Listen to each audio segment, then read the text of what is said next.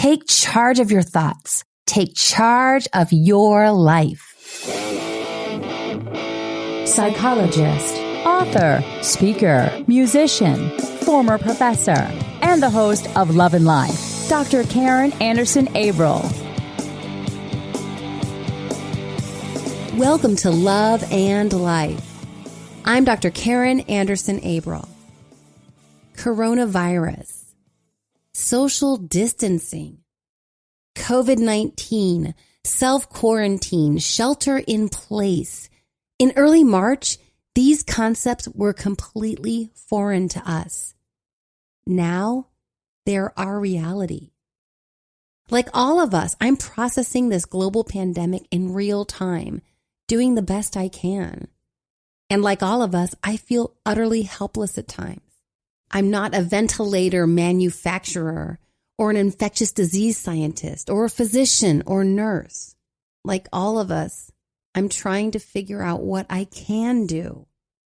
So as a psychologist, I want to share with you some strategies for managing our emotional state during an uncertain and unprecedented time. I've been thinking about pillars to get us through a pandemic, and I came up with 6. As a bonus, they all start with GR, which makes them easy to remember. And to help me do this, I've invited psychotherapist Kate Lambie to the program. Many of you remember Kate from past episodes, but in case she's new to you, here's a little bit more about Kate. Kate Lambie is a licensed clinical professional counselor and a certified mental health professional in equine-assisted therapy. She works with an array of modalities, including cognitive behavioral therapy and acceptance and commitment therapy. Kate specializes in trauma, relationship issues, anxiety, depression, and mental health concerns relevant to the LGBTQ community. Kate's here to help me unpack just how these 6 G's help us manage our emotions and mindset while quarantined. And at the end of the episode, there's a bonus Love in the Time of Corona Q&A.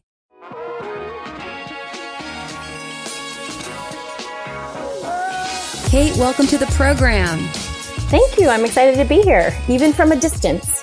Yeah, this is the first time we've recorded together where we had to be remote, unfortunately. But here we are, and thanks to technology, we're still able to connect together and record together. Yes, very, very excited to do so. So I've asked you to come and give your perspective on the psychological, emotional, stress, concerns, all of the above regarding COVID-19. It's clearly something that we are all in together. Some are affected more severely, some are affected less severely depending on their circumstances, but all of us are experiencing essentially a worldwide trauma. And I wanted to talk with you about it because I had some thoughts from my psychologist mindset, and I know you as a therapist are seeing clients who are struggling with this currently, and I know you're seeing different things come up for them and helping them process that in your practice. So I wanted us to talk shop together and see what we could come up with, some strategies and some help and some support during this time. Great. I'm happy to be here and to help out however I can. So, we were talking and I had come up with 6 elements of this experience, and they all started with GR, which was really not intended, but it kind of makes for a nice pithy little 6 G's of COVID-19. So, and I just want to take a second. I think it's such a great thing that you've put together these 5 different GR. I think it's really creative, and I like the GRs. I like that you're bringing a little levity to this situation with the GR. There's 6 though, Kate. Remember we added a 6. Oh, I'm sorry. We did add a 6. I'm sorry. Yes, we did. All right. To set the tone for this conversation, what I think is happening, but is not always available to our awareness if we're not thinking about it in these terms. But a situation like this is so severe and so dramatic and so intense that we are all collectively grieving. The grief is going to be underlying so many of the other emotions that we'll be experiencing, the anxiety, the stress, the depression, the on edge, the irritability, underlying all of that is grief. So what are you seeing in your practice? And can you speak to that just from the therapeutic realm? Well, I just think it is such an interesting time, and especially coming from a Christian faith background and having yesterday be Good Friday, and just kind of the parallel of really recognizing grief. And the tradition and the ritual of Good Friday is really a form of lamenting. I've really kind of come across that as really a really important part of the grief process. And what lament is basically to express sorrow, mourning, or regret, and often demonstratively. If you know, just from history and cultures, a lot of cultures have laments in them. A whole bunch of different cultures have their way of grieving. And usually it's with song, it's with poetry. And when I think of this in general, just the expressive arts. And so with grief and everything that's happening now with the grief, the frustration, the sadness, the sorrow that we're feeling, now is the best time to really delve in back to the expressive arts of, songwriting, of singing, of dancing, of just journaling and writing and poetry. And it's a very uncomfortable feeling. Grief is something we don't like to feel. So part of that grief is really the acceptance of this very hard, uncomfortable emotion. Yeah, we don't like grief. I mean, who does? Who's like, yeah, I get to feel bad right now. This is horrible. This is devastating. I'm feeling this weight of pain. I mean, no one wants that. But I love that you're making the argument that grief is part of being a human. And in other traditions, other cultures have probably better methods for moving through grief because they permit more of the expression of it. In our culture, I don't think we as Americans are particularly good at grief. No. We're very good at consuming and externalizing and going on to the next event, the next activity. That's why I think this is definitely a struggle. And it's a struggle that I'm seeing right now, even within all my sessions, where they want kind of like a new answer or they want a different answer. Like, no, Kate, don't tell me about acceptance. Don't tell me about coping. Like, no, how do I not experience this? How do we make things go back to the way it was? And really, we can't. And, I think also why grief is so hard, but also so important is I feel like grief is probably one of the hardest feelings to feel and accept. But what it does is because you're in that depth of that feeling, that intense emotion, what usually happens is then we are put in a place to really ask the deepest questions about who we are and what our purpose is. Ooh, yeah, that's deep. And I'm sensing what's coming up for me, and I'm curious if you're hearing any of this from your clients or yourself. There's a fear that I'm sensing very strongly because people out there that I'm connecting with on social media and the ways that we're connecting, some are saying, much like what you're saying, this is a moment that is going to teach us something about who we are, what we're about, and we won't emerge the same. Which on one hand, I'm good with because I know that we absolutely will want to take whatever messages and learning points we can from this. But there's the fear of people saying, we won't be the same. And I'm going, but I liked how things were. Right. And maybe that's me. And maybe some people who are a little bit more wise than me are saying, yeah, there were things that were good about the way we were, but there are things that could be better, which of course I am always about becoming better and the best version of ourselves individually and collectively as we can. But I'm a little nervous that there were things I liked that were in place that maybe aren't going to go back to the way they were. Oh, definitely. Grief, and especially if we allow that grief to move through, it does change us. Yeah, it does. And, old things will maybe pass away and new things will come regarding that. And now is the time to use this time to reflect and pause and notice, what worked before. Great. Okay. I'm going to continue to have that be a part of my life moving forward. But maybe this is a time I can really be honest with myself what wasn't going well? What do I need to change and what did I need to change? What kind of paradigm or worldview do I need to change as I move forward from this experience? And that may grow and shift as time goes on with this. Yeah. I'm curious about the listener as they're listening to this. What are the concrete elements of their lives that they may want to, like you said, reflect upon and then perhaps make some intentional choices to move differently in the future? Do you have any personally that you've reflected on? Well, kind of like I was saying in the beginning, I think now is the time to go back to expressive arts and to reflection. And I feel like that's something our culture doesn't do well. Yeah. And so when I say that reflection, maybe it means, prayer for you. Maybe it means meditation. Maybe it means just journaling. Maybe it means deep listening to some really, sorrowful morning music, that you can just feel your feelings too. Again, these aren't really new answers, right? Mm-hmm. But it's bringing us back to these things and the importance of these things through, that's been used for years and centuries to help us move through emotions.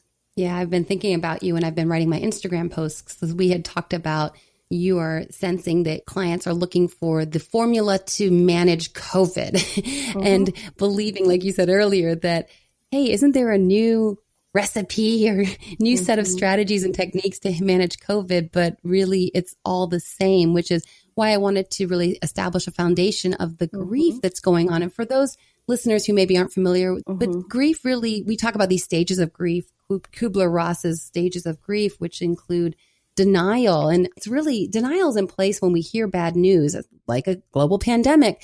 It provides us an emotional buffer before we can accept the information because we psychologically can't handle it. I mean, you think of someone says something that's terrifying news or just a horrible tragic death, and you hear that the first thing out of your mouth is no. I mean, it's always the first, no, this can't be. Right. And that denial that I experienced with this whole global pandemic, when the first murmurings of this happening in China, and I thought, it's all overblown. It's going to be fine. It's going to be, that's just my coping method. So no, totally. That first stage, I'm really pretty good at that one. And then there's anger, bargaining, depression, and then acceptance, which Kubler-Ross, I think initially she assumed that there might be a trajectory that went in that specific order, but recent research and others have said, it's very common to experience all these emotions and not necessarily in any set progression. Right. And you can go from sadness and then over to anger and then bounce over to acceptance for a minute and then bounce back to denial. Totally. Yeah. Within the same hour, within 10 minutes, right? I mean, that is grief. Yeah. And so I think that's helpful for folks who might be going, gosh, why am I feeling all these things, all the things? Right. And just to recognize that grief is underlying it all, but it's also, grief is complex. There's a lot of different elements to it that it would be perfectly normal and actually would be abnormal not to be feeling these things right now. Definitely. Well, this is stress also upon our body, emotional stress, and the stress part of the brain is going to respond in the fight, the flight, or the freeze. And that can manifest in a whole bunch of different ways, and acting out in anger at your partner or someone that you love during this time. It can mean really withdrawing, freezing, right? Like going in and avoiding or maybe running away, avoiding talking to anyone, or just really withdrawing from the world. So I think to really just be open and curious about how you are going to respond to this. This is a new experience that none of us have experienced, and we're all going through this at the same time. And to just really be open and to notice maybe how you are really grieving this, but to really kind of go to a place of self-compassion, because, like you were even saying, these are normal reactions to an abnormal situation. Yeah. And that really leads me to my second GR, grace. Yes. And I was, hint, I was kind of going there. You were providing the segue. Yes. With your self-compassion. Exactly. Thank you. Yeah. So having grace for others who may be on edge, who are responding differently than we would expect them to, because again, we're used to interacting with people who we've known for years, and we've known them not during global pandemic times. We've known them during more normal times. And so the grace for others, and then of course ourselves with the self-compassion piece. So speak to that a little bit. Yeah. And you know what? I was kind of more focusing on the self-compassion piece. Mm-hmm. And I always like to say this when I talk to clients about self-compassion, is really just, I call it the kind of best friend pep talk.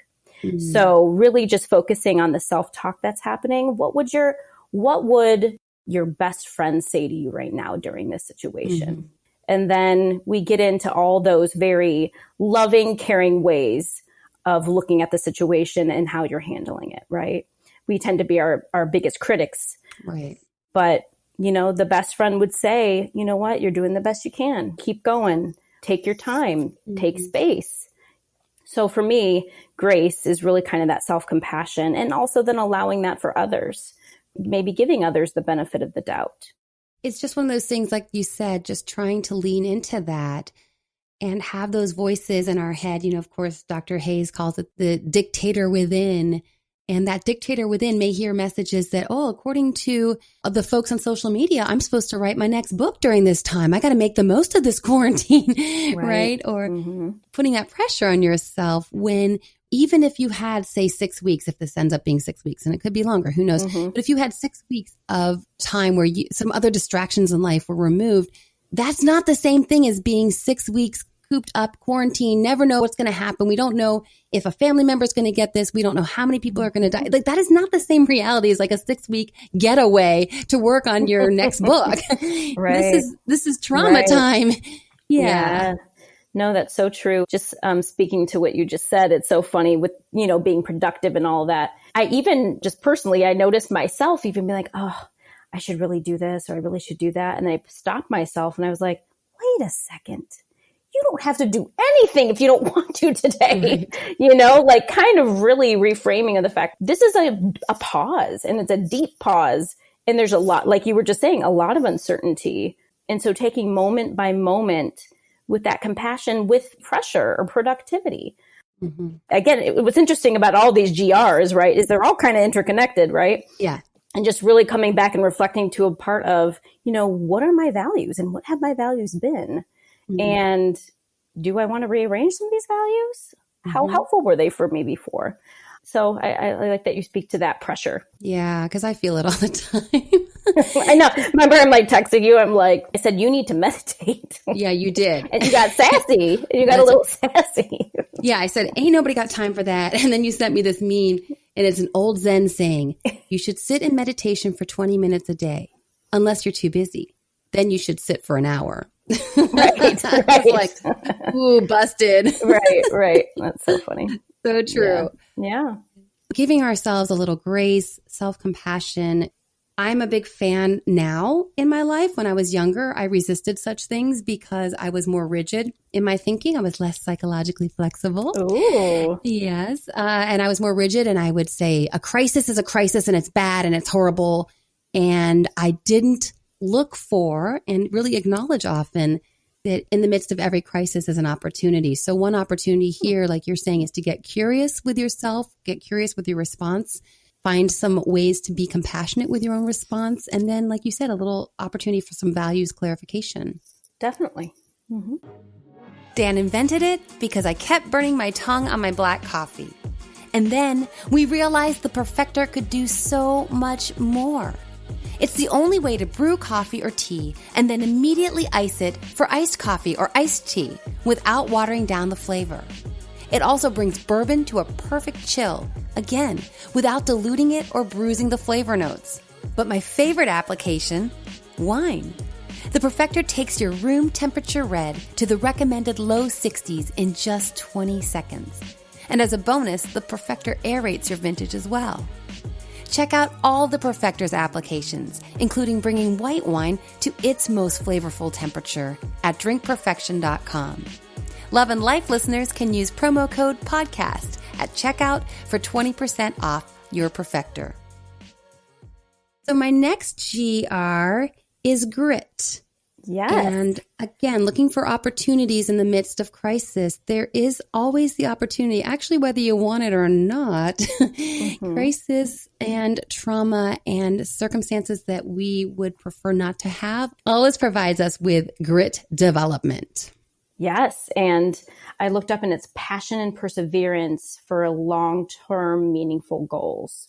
And I thought that was so cool. And I was like, yes, I knew there would be ACT within this.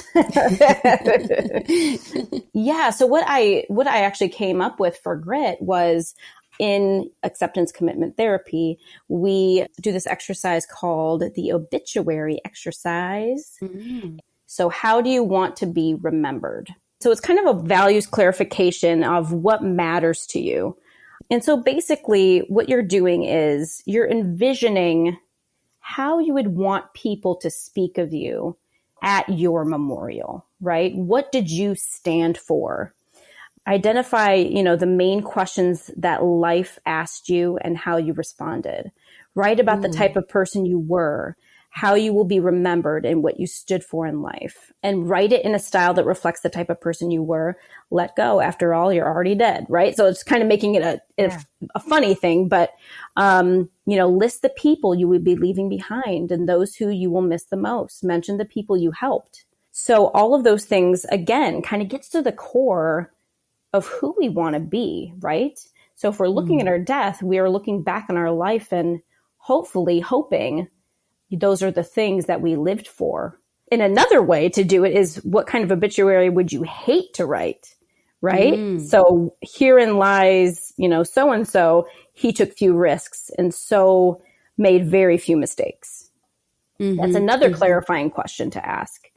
And so I think with the grit, really underlying that, what matters to you, what gets you passionate in life, and allows you to move through things to a valued action. I love valued action. I love that. Just as you're talking, I'm just thinking about how we all struggle with finding that motivation, right? We say we care about this, we say we care about that, but we oftentimes, our behavior doesn't match up.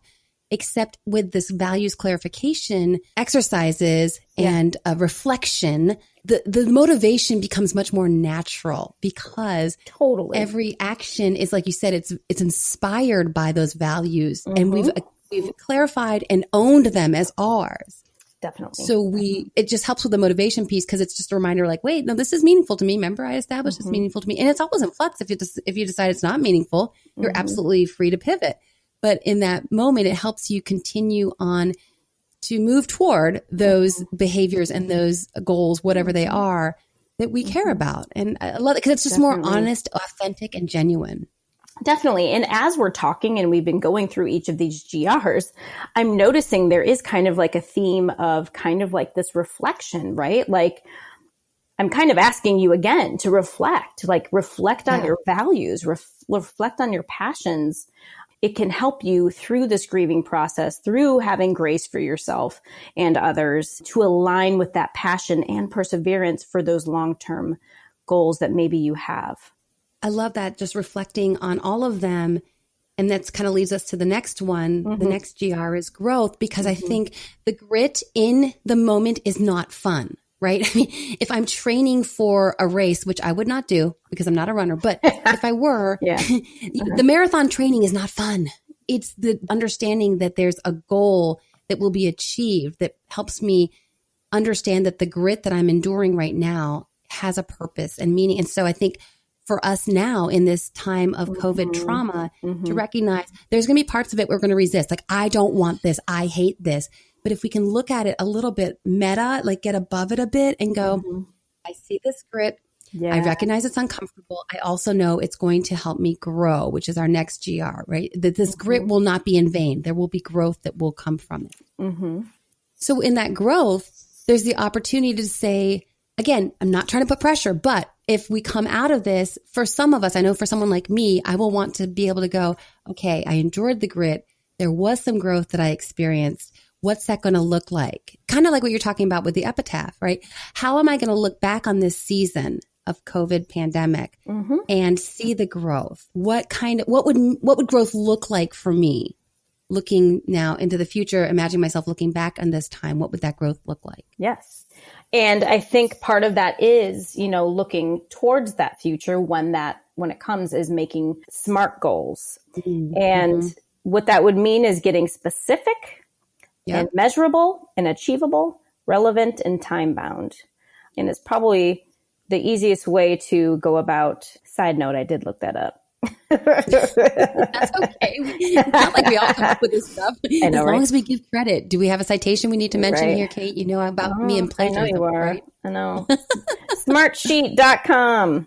There you go. Okay, great. So smartsheet.com, what does the SMART acronym stand for? Like I just said, the specific, the measurable, the achievable, the relevant, and time bound. So yeah. And for someone like me, I know that I can go through some Netflix and binge like everyone is right now, which absolutely yay for technology that allows us to get some distraction from this, a bit of a break, an emotional, psychological break. Also, for me, however, if I were just to spend 6 weeks nonstop Netflix watching, I know I would leave this time feeling that it didn't provide the opportunity for growth that it could have. So I love this idea that you're bringing in goals. It's not a GR though, Kate. So I don't know, how do we do it? Well, no. I mean, to grow from maybe those new values or passions that we want, that we've kind of discovered as we reflected, we can grow, right? Yeah. Maybe we want to set goals for ourselves so that we can grow.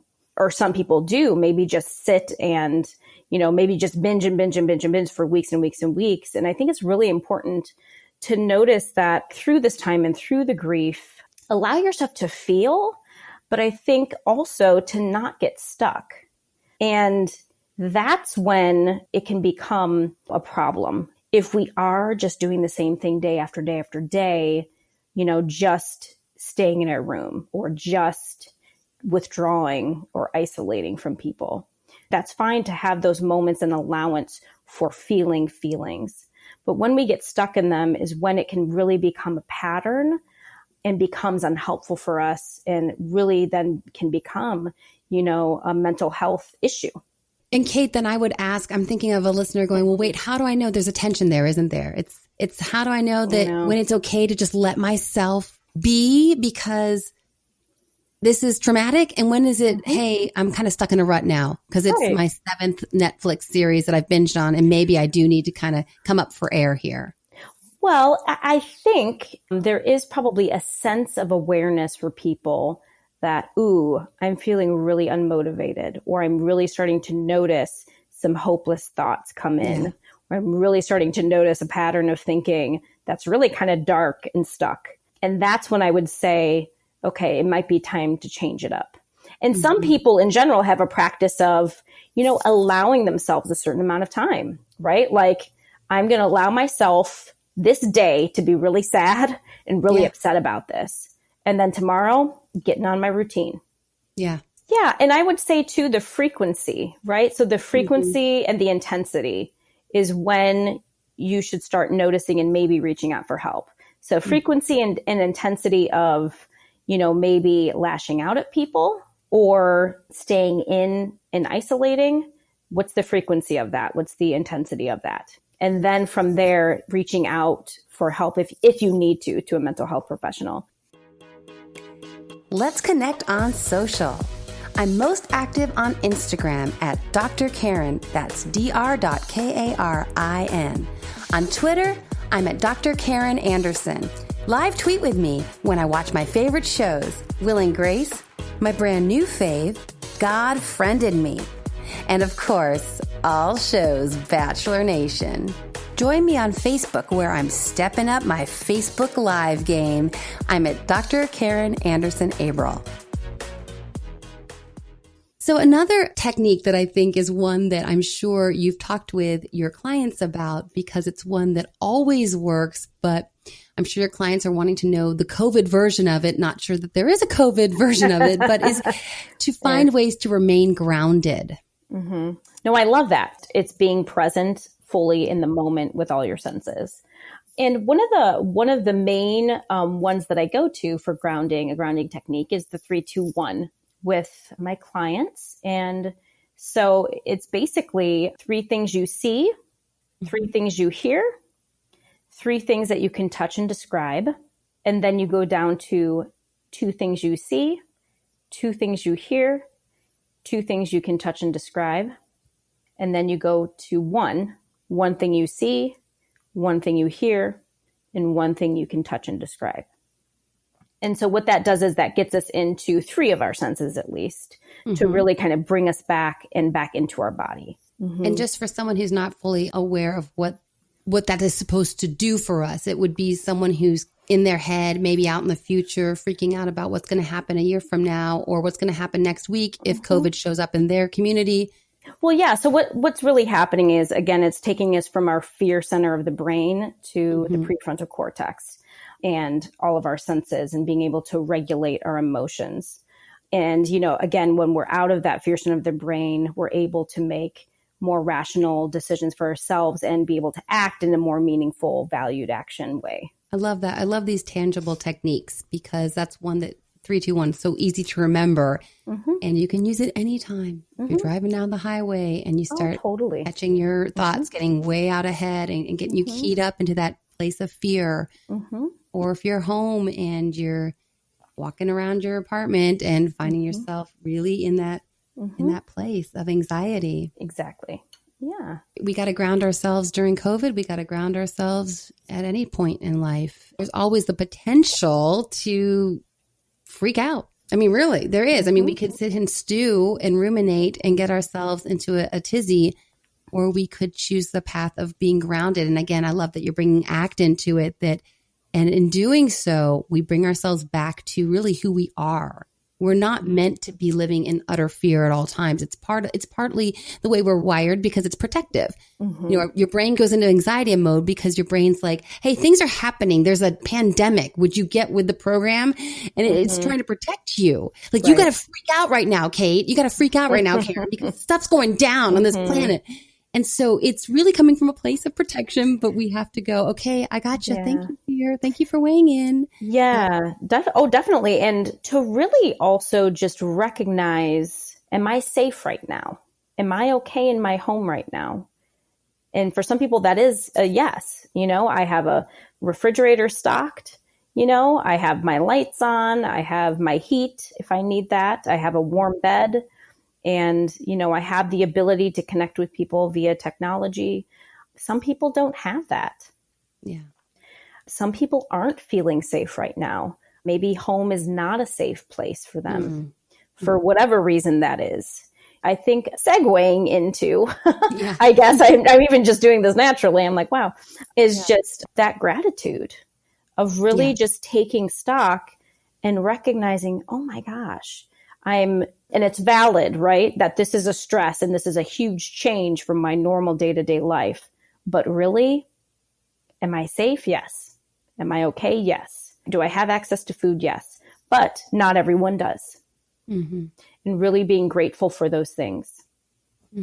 Perfect segue to my final GR, gratitude, which I shared on Instagram this week. I was looking at some of the research on gratitude and anxiety because I wanted to share that.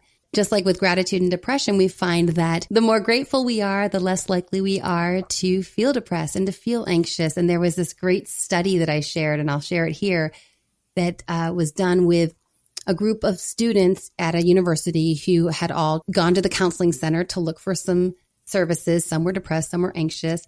And they did a study with these students, and they had 3 different groups. All 3 of the groups got the psychological services from the counseling center. And then one group, that's all they got was the therapy. The second group was asked to, and on top of the therapy, was asked to do some in-depth journaling about something negative that had happened and try to process it through journaling. And then the third group was asked simply to write a thank you letter, a letter of gratitude, 1 per week. And they did it for 3 weeks was all. 3 months later, the group that showed the best results was in fact the group that was writing the gratitude letter. And they found that they were happier, less depressed, less anxious, even 3 months out. So just writing 1 letter of thankfulness each week for 3 weeks showed that kind of result. And I thought, oh my gosh, we just have to lean into the power of gratitude, even in the midst of anxiety that's unprecedented for most of us. I love that. That's great. I love that study. Yeah. Yeah, it's again, another tangible way to take charge of a situation that feels very much out of our control. There are things that are within our control that we can do, which is why I wanted to go through these GRs together, Kate. So thank you for joining me. Yes, thanks for having me. And where can people find you if they want to connect with you and get a little more Kate goodness? Yes, I have my practice is North Star Restorative Counseling, and you can email northstarrestorativecounseling@gmail.com is where you can reach me if you have any questions. I also do have Kate_Lambie_LCPC on Instagram if you'd like to connect. Great. Thanks again for joining me. Appreciate it. Hope to see you soon. Definitely. IRL. I know. Or, we'll just have to have another happy hour via Zoom. Yep. The Zoom happy hours have been a saving grace. That's a fact. Definitely. Keeping friends connected. Yes. Thank you so much. Thank you. And now for the love in the time of Corona Q&A. The question is about boundaries and expectations. Can we have the same expectations in the midst of a global pandemic? Hey, Dr. Karen, I have a question for you. I met someone just prior to everything happening with COVID and us having to have a stay-at-home order here in our home state of West Virginia. And we seemed to be really interested in each other. We actually had our first date at a Starbucks going through a drive-thru and then sitting across from each other on a bench, which was kind of nice because at least we did get to meet in person. We seemed to be interested in each other, and conversations were, continuing to be pretty regular after we met. He is in a very high stressful situation because he wasn't laid off from his job, but he's having to carry a huge, tremendous amount of workload. And I know that's been stressing him a lot. So my question is this. Normally I would be setting my own boundaries about being inconsistent with his conversations with me, and he's kind of went a little MIA. So normally I would just kind of let that go and just move on. But in light of everything that's going on, I don't know if I should give him a little bit of the benefit of the doubt that maybe he's putting up an emotional wall. I don't want to have the distraction of sitting around waiting for somebody to finally reach me back. But I would like to have some clarity, and he's just not responding to me. So should I just kind of maybe make this an exception to the rule? Or should I just stay consistent, set my boundaries, and move on? Because if he's not going to communicate with me now, then this could be a sign for something later. I don't want to not have empathy, but at the same time, I don't want to set the bar too low on what I expect from a potential relationship. Thanks for your time. I look forward to hearing your next show soon. Bye. I love this question because what I'm hearing is that you have standards and expectations for how you want to be treated and the communication that you expect to have in the beginning of a relationship. And that's fantastic. When we're dating, we are observing, we are watching, we are just letting this person show us who they are without trying to project onto them who we hope they are going to be. And that's a very, very important distinction. So I love that you have these standards in place. And you said things were going pretty well at the beginning, and then now the communication has dropped off a bit, and you're concerned that maybe it's because his job is extra stressful, perhaps because of pandemic realities. And you mentioned you don't want to be unempathic about his workload and what might be going on with him. At the same time, you don't want to lower the bar, which I really appreciate. So ultimately, you're saying that he's not responding to you currently. So because that's where he is now, my recommendation would be to just sit back and see what happens. It is hard to judge someone's normal behavior by how they behave during a pandemic. At the same time, we are learning a lot about each other because part of dating is seeing how people handle very stressful situations. So in a way, we are seeing how each other behaves when things are intense and dire and confusing and chaotic. So it's this odd experience of dating while social distancing and yet seeing a side of the person that oftentimes isn't revealed until we're many months in or even years in. So getting back to you two, does this mean that he is the type of man who, when stressed and under pressure, is going to recoil and pull away from you? Is that what he is demonstrating now? And would that be the case if you were to get together and be a legit couple? It's really hard to say if this is indicative of how things would be if you two were together in a relationship. So basically, two things could be going on. One, he could be done and he's pulling away because he's done. Or two, this could be his response to being super overwhelmed at work and all the stress he's under and the global pandemic reality we're all facing. And he may be the type of man who pulls back at times like these. And he'll be more emotionally available when things settle down. And this is your chance to say, does that work for me or does it not? But moving forward for you, since he's not responding, like I said, I would pull back, keep pursuing other relationships with other guys to see what might happen there. And if he comes back to you, you're in the driver's seat. You have every right to decide that this isn't the way that you want to go about things in a relationship, or you can decide, okay, based on what I know about him and based on this extraordinarily unusual time that we're in, if he does approach you again, you could decide at that point whether or not you wanted to give him another chance. It's completely up to you. Personally, if I were dating during the time of Corona, I wouldn't make any major commitments in any direction. I wouldn't decide to become exclusive with anyone, nor would I cut anyone out entirely. I think I'd have a bit of a holding pattern in place during this extraordinarily unusual time. The love and life hack for this week is remember the 6 G's of quarantining. We're grieving. Give grace. Recognize that grit produces growth. Stay grounded and practice gratitude. Take charge of your thoughts. Take charge of your life. As always, thank you so much for joining me this week. I so appreciate all of you who subscribe to the podcast and share episodes with others. Thank you from the bottom of my heart. And until next time, make it a great week.